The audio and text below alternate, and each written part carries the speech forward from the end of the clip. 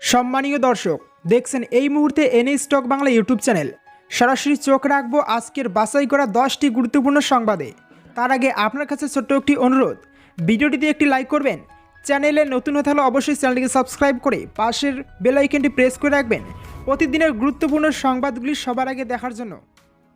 Just 2 থেকে 3 জন গ্রেপ্তার, দলটাই উঠে যাবে, ভবিষ্যৎবাণী করে তৃণমূলকে তীব্র আক্রমণ অভিজিৎ গঙ্গোপাধ্যায়ের। বিচারপতির পদে ইস্তফা দেওয়ার পরে প্রথম সাংবাদিক সম্মেলন, আর সেখান থেকেই রাজ্যের শাসক দল তৃণমূলকে তীব্র আক্রমণ প্রাক্তন বিচারপতি অভিজিৎ গঙ্গোপাধ্যায়ের। শাসক দলের সমালোচনায় যে তাকে রাজনীতিতে নামতে বাধ্য করেছে তা এদিন ফের একবার বলেছেন তিনি। অভিজিৎ গঙ্গোপাধ্যায় বলেছেন, তৃণমূল দল আর বেশি দিন পশ্চিমবঙ্গে নেই। সন্দেশখালীর ঘটনার পরেই কি তার রাজনীতিতে যোগদানের সিদ্ধান্ত? এ ব্যাপারে তিনি বলেছেন, সন্দেশখালীর মতো ঘটনা বহু জেলায় বহু গ্রামে রয়েছে। তিনি শুনেছেন, বীরভূম জেলায় যদি কেন্দ্রীয় বাহিনী মোতায়েন করতে না দেওয়া হয় তাহলে নাকি ভোটই হতে দেওয়া হবে না। সদ্য প্রাক্তন বিচারপতি বলেছেন, তৃণমূল বলেই একটি দল, সেটা একটি পলিটিক্যাল পার্টি নয়, সেটা একটি যাত্রা পার্টি। যারা ভালো লোক আছেন তারা এখন বেরোতে পারছেন না। তৃণমূলকে যাত্রা পার্টির দুষ্কৃতীদের দল বলেও আক্রমণ করেন তিনি। অভিজিৎ গঙ্গোপাধ্যায় কটাক্ষ করে বলেছেন, যাত্রা পালার নাম মা মাটি মানুষ। তিনি এদিন বলেছেন, নারদকাণ্ড আসলে একটা চক্রান্ত। নাম না করে অভিষেক বন্দ্যোপাধ্যায়কে নিশানা করে অভিজিৎ গঙ্গোপাধ্যায় বলেছেন, এক তালপাতায় সিপাহী সিনিয়র নেতাদের বিপদে ফেলতে চক্রান্ত করেছিল। তিনি বলেছেন, এবারের লোকসভা নির্বাচন সুষ্ঠুভাবে হবে। তৃণমূলের যে দুষ্কৃতীরা রয়েছে তাদের উপর মহল থেকে নির্দেশ দেওয়া হয়েছে ঝামেলা না করতে। এ ব্যাপারে অভিজিৎ গঙ্গোপাধ্যায় আরও বলেছেন, যারা তৃণমূলের হয়ে দালালি করেন তারা সরে যান, না হলে বিপদে পড়ে যাবেন। তিনি বলেছেন, তৃণমূল দলটি যেভাবে নড়বড়ে হয়ে গেছে, 2009 সালে সিপিএমের যেমন পতন হয়েছিল, এবার 2024-এ তৃণমূলের সেইভাবেই পতন হবে এবং পুরোপুরি 2026 অবধি এই দলটা থাকে কি না সেটাই দেখার। তিনি বলেছেন, 2 থেকে 3 জন গ্রেপ্তার হলেই পুরো দলটাই ভেঙে যাবে। শ্রীরামপুরের তৃণমূল সাংসদ তথা আইনজীবী কল্যাণ বন্দ্যোপাধ্যায়ের মন্তব্য প্রসঙ্গে অভিজিৎ গঙ্গোপাধ্যায় বলেছেন, উনি নিজেই বিচার ব্যবস্থার কলঙ্ক, সবসময় খারাপ কথা বলেন। অভিজিৎ গঙ্গোপাধ্যায়ের নির্দেশ সবসময় উচ্চ আদালতে বাতিল হয়েছে। কল্যাণ বন্দ্যোপাধ্যায়ের সেই দাবি প্রসঙ্গে অভিজিৎ গঙ্গোপাধ্যায় বলেছেন, হাইকোর্টের ডিভিশন বেঞ্চ হয়ে সুপ্রিম কোর্টে নির্দেশ মান্যতা পেয়েছে। কল্যাণ বন্দ্যোপাধ্যায়ের বিরুদ্ধে ভুল প্রচারের অভিযোগ করেছেন তিনি। রাজ্য পুলিশ ও কলকাতার পুলিশের কাজ সম্পর্কে মন্তব্য করতে গিয়ে অভিজিৎ গঙ্গোপাধ্যায় বলেছেন, এরা তৎপর কিন্তু তাদের কাজ করতে দেওয়া হয় না। রাজনীতিবিদরা এদের হাত পা বেঁধে রেখেছেন বলেও মন্তব্য করেছেন তিনি সাধারণ মানুষের উদ্দেশ্যে বলেছেন, শিরদাঁড়াটা সোজা রাখুন। রাজ্যের মহিলাদের উদ্দেশ্যে তিনি বলেছেন, তৃণমূলের পার্টি অফিসের সামনে লাঠি ঝাঁটা নিয়ে বিক্ষোভ করুন। সাংসদ পদ পর্যন্ত ছাড়তে রাজি, বিস্ফোরক বিজেপির অনন্ত মহারাজ। লোকসভা নির্বাচনের ঠিক আগে বিস্ফোরক মন্তব্য বিজেপি সাংসদ অনন্ত মহারাজের। তার দাবি, রাজ্য বিজেপির কেউ তার সঙ্গে যোগাযোগ রাখে না। দাবি মেনে উত্তরবঙ্গ আলাদা রাজ্য বা কেন্দ্রশাসিত অঞ্চল না হওয়ায় লোকসভা নির্বাচনের আগে ক্ষুব্ধ বিজেপির রাজ্যসভার সাংসদ অনন্ত মহারাজ। অনন্ত মহারাজের কথায় বলে দেওয়া হয়েছে যে কেন্দ্রশাসিত অঞ্চল হবে না।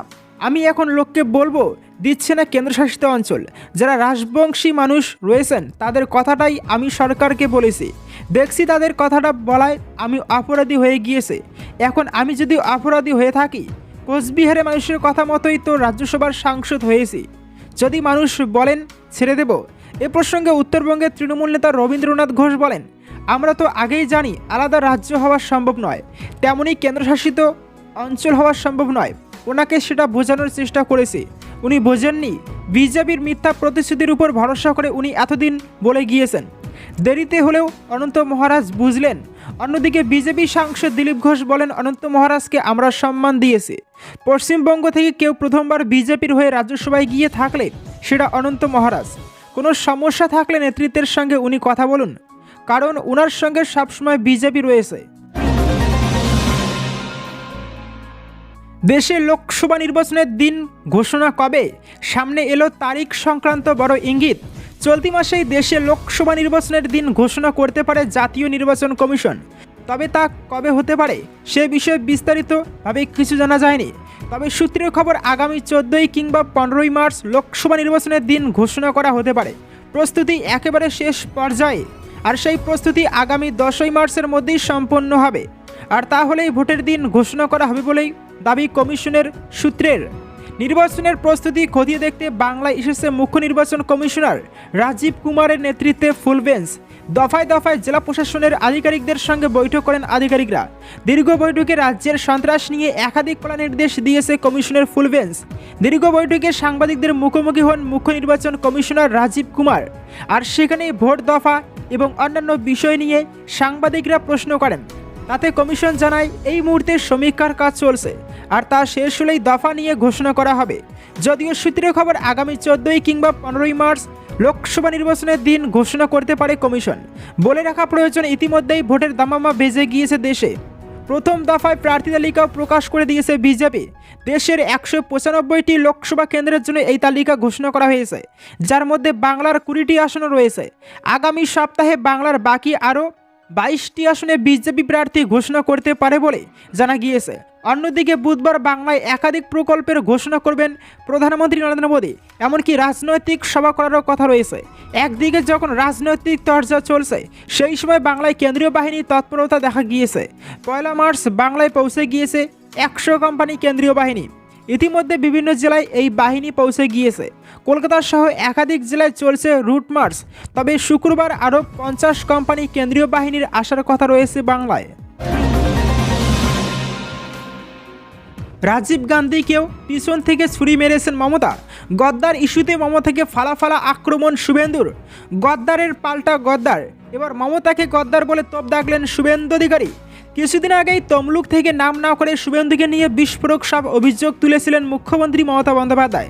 তারই পাল্টা দিতে এবার বিরোধী দলনেতা শুভেন্দুর খোলাখুলি চ্যালেঞ্জ, ক্ষমতা থাকলে নাম নিয়ে বলুন, আপনার কালীঘাটের বাড়ির সামনে গিয়ে জবাব দিয়ে আসবো। মমতার গদ্দার তোপ নিয়ে শুভেন্দুর পাল্টা তোপ, উনি তো সবচেয়ে বেশি গদ্দার। এর পিছনে কারণ ব্যাখ্যা করে শুভেন্দু বলেন, রাজীব গান্ধী ওকে পরিচয় দিয়েছেন, তাকেই পেছন থেকে ছুরি মেরেছেন। অটল বিহারী বাজপেয়ী আশ্রয় দিয়েছেন, তার সঙ্গে বিশ্বাসঘাতকতা করেন। নিজেকে বিরাট বড় ভাবেন উনি, প্রধানমন্ত্রী ভাবেন। এদিন সদ্য তৃণমূল ত্যাগী বিধায়ক তাপস রায়ের প্রসঙ্গে মুখ খোলেন শুভেন্দু অধিকারী।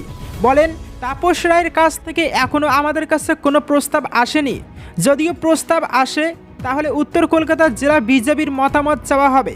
এখানে বলে রাখা ভালো, বিভিন্ন মাধ্যমে শোনা যাচ্ছে আসন্ন লোকসভা নির্বাচনে উত্তর কলকাতা আসনে বিজেপি প্রার্থী হতে পারেন তাপস। সেই প্রসঙ্গেই এহেন মন্তব্য করেন শুভেন্দু অধিকারী।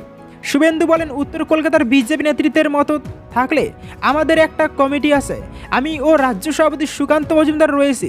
সেই কমিটিতে আলোচনার পর কেন্দ্রীয় পর্যবেক্ষকদের সঙ্গে কথা বলে এই বিষয়ে আমাদের পরবর্তী পদক্ষেপ জানাবো।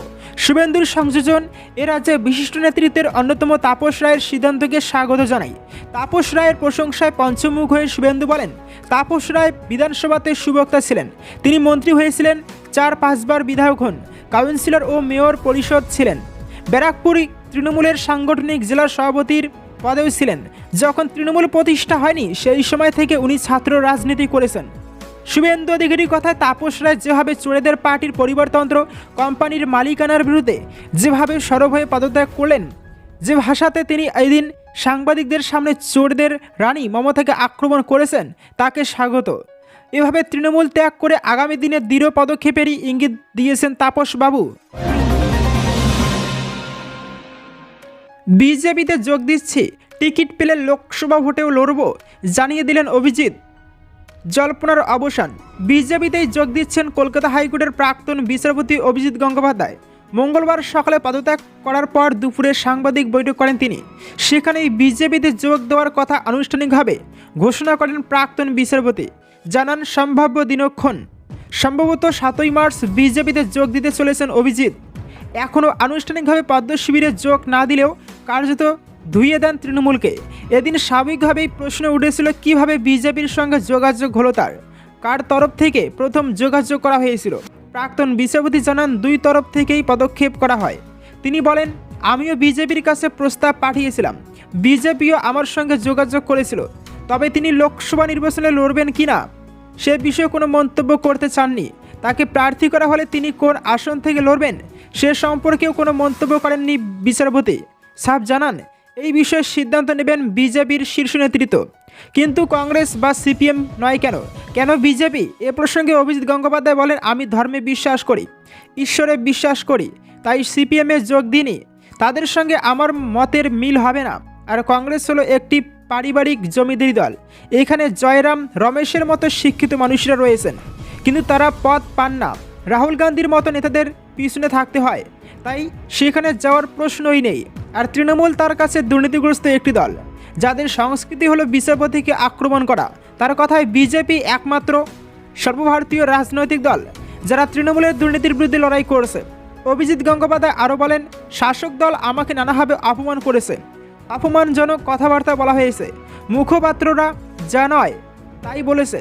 তাদের বিভিন্ন মন্তব্যই আমাকে এই সিদ্ধান্ত নিতে সাহায্য করেছে। আর কল্যাণ বন্দ্যোপাধ্যায়, উনি তো কুমন্তব্য করার জন্য কুখ্যাত। কোষা দিয়ে অভিজিৎ গঙ্গোপাধ্যায় বলেন, সম্ভবত তার বেড়ে ওঠাতেই সমস্যা রয়েছে। জানি না তিনি কোন ধরনের পরিবার থেকে এসেছে। সাংবাদিক বৈঠকে উঠে আসে নারদ প্রসঙ্গ, যেখানে নাম জড়িয়েছিল শুভেন্দু অধিকারীরও। প্রাক্তন বিচারপতি স্পষ্ট বলেন, নারদকাণ্ড আসলে একটা চক্রান্ত। তৃণমূলের এক নেতার খুড় শ্বশুরের অ্যালকামিস্ট নামে একটি সংস্থা ছিল, তাকে দিয়েই এই কাণ্ড ঘটানো হয়। এদিন সাংবাদিক বৈঠক থেকে অভিজিৎ গঙ্গোপাধ্যায় এও বলেন, তিনি কারো বিরুদ্ধে লড়াই করতে তিনি ভয় পান না। কিভাবে দুর্বৃত্ত দলের বিরুদ্ধে লড়তে হবে তা দেখিয়ে দিতে তিনি প্রস্তুত।